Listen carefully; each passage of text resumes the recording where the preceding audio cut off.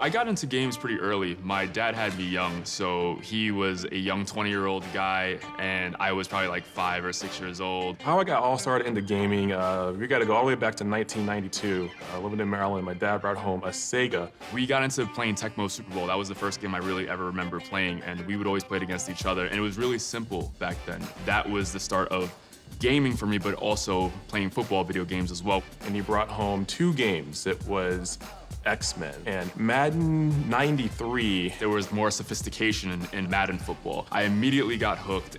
Madden was one of the very first games to ever translate the sport into a video game in a believable and highly playable fashion. Madden really made you feel like you were playing football through the video game.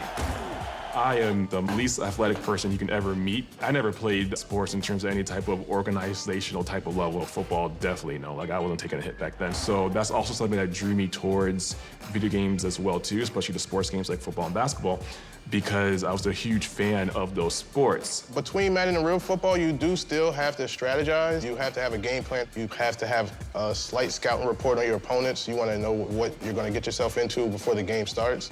Madden is the pinnacle of sports games in the modern era. The game has evolved tremendously over the last 25 years or so.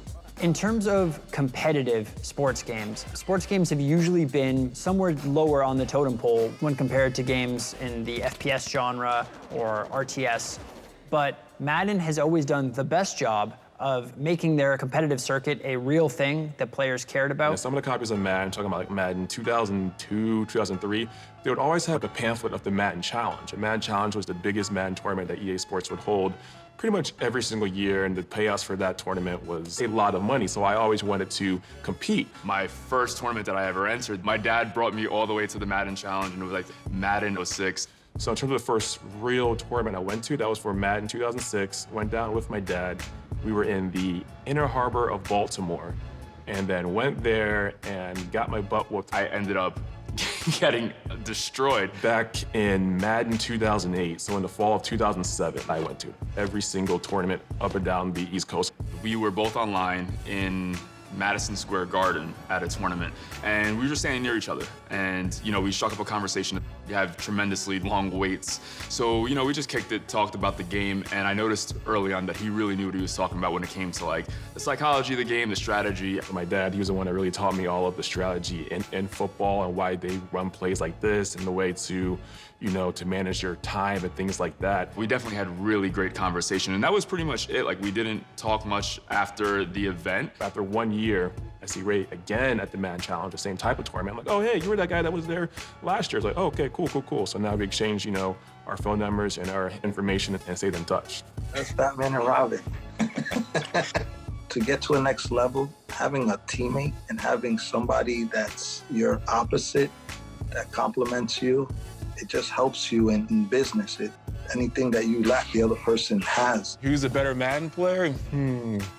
I mean, if I gotta be honest, I have to give the title over to Ray. He does better in tournaments. He's had a better Madden career than me, so I feel like he wins by default. I had to answer. I'd say, of course it's me. But the truth of the matter is that it's not me whenever we play each other. So that's the reason why I've been making this face the whole time. The trust level between Ray and Lamont is a brotherly trust. Someone you love, someone you respect, someone you want to be in the trench holes with. To be the best at Madden, you have to be able to practice against people that you feel confident enough to not basically share your secrets, which is another thing. In Madden, you have to have trust and a bond with the people that you play with. The advantages of forming a crew are that when it comes time for a big tournament, you have other great players to play with, rub off of each other's information and tactics and things like that. Fall 2008, I was able to connect with somebody named Drama, connect with a person named Della. These are all people that were good at Madden. And then I remember there was another gamer, Ray, who I barely knew. The only thing I knew about Ray is that he took the game seriously. I invited him to the KOTC, and then he goes on a run. He's just playing out of his mind. I was like, man, this guy's good. Man, shoot, this guy's better than me. I ended up playing Ray my first round of the first tournament that I've ever played. Ray blew me out. I did not expect Ray to be as good as he was. Lamont was actually the one that reached out to me, and he was like, hey, we're getting this crew going. Do you wanna join in? And I said, yeah, like, I'm in. I want to get better. And I said, what's the name of the crew? And Clutch was just like, it's the Brotherhood. They were already kind of getting established. Ray, Lamont contacted me. They introduced me to everybody in the crew, and they asked if I wanted to be part of the crew. The rise of the Brotherhood was fun. It was like, I guess, getting on a train or just going full speed. We all started to get real serious about it, so we all started to, lab, practice a lot, try to figure out how we were going to go about winning these tournaments. Every day we were labbing, talking to each other within the Xbox party. People were extremely devoted to each other. A lot of people, they say think outside the box. There kind of really isn't a box when it comes to Ray and Lamont. They always just go for the craziest things. So Ray would have me up until 2, 3 o'clock in the morning doing crazy stuff in practice. He would have me flipping the players 20 times, audible in this person this way, that way. I thought it was crazy, as I said, but it always worked out in the end. I used to like playing Moss and I used to like playing Clutch because they made the game more fun because I couldn't just go into that game and be like, okay, I know exactly what, defensive formations I'm gonna run and what coverages I'm gonna run. They ran things I didn't expect. So they would hit me with a play I've never seen before. And now I'm thinking like, okay, now I know they ran that play. Now I gotta be able to stop that play, plus the other plays that they can run.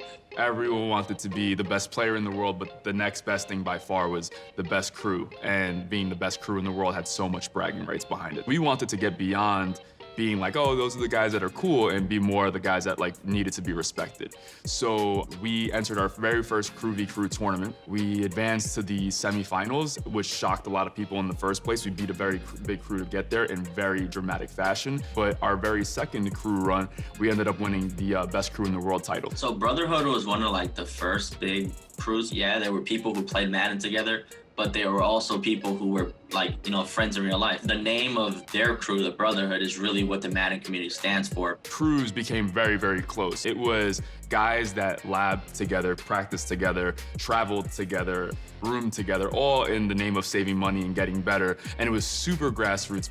Me and Clutch really got close because of the way we competed.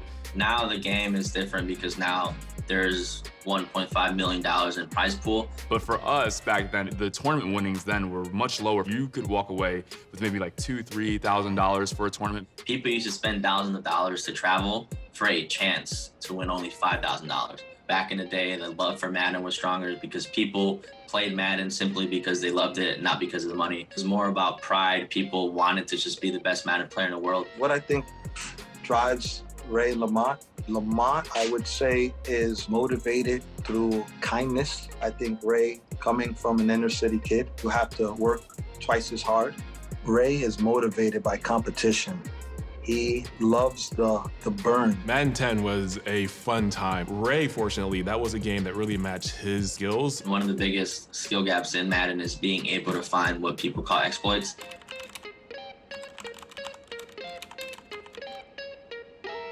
It was all about trying to get the game a little bit early. So even if it was 3 days early, 4 days early, that could make the world of a difference. If you found certain tactics and ways to exploit those tactics, you could be really, really good that one year and never had been good before and will probably never be good after. So there were a lot of one-hit wonders. I think what makes Madden a challenging game is that every month there's new patches. The game is continually evolving. Every 2 to 3 weeks, I feel like we have to play a brand new game. Part of my strategy was the direct snap, and another part of my strategy was attacking with quick hikes. Those two things were looking to get banned immediately. One of my crewmates came to me and told me last year nothing got banned. I think you're looking at it the wrong way. This is a compliment. You are breaking the game, and that's what we're here to do at the end of the day. We're making everyone else better because we're finding everything that we're supposed to find. So that game just gravitated towards him. He was ranked the #1 player. Being ranked as high as #1 in the world was a tremendous honor. That was the same exact year that we ended up winning the Crew v Crew tournament. So that was a huge year for me, accomplishment-wise, and most importantly, it was validation. People like to, compare esports to traditional sports a lot, and in a lot of ways, it's actually more impressive that he was able to become #1 because the field is so much larger because of how accessible the gaming ecosystem is. At that point, I reached the top multiple different places, and it's time for me to maybe try to do some other things.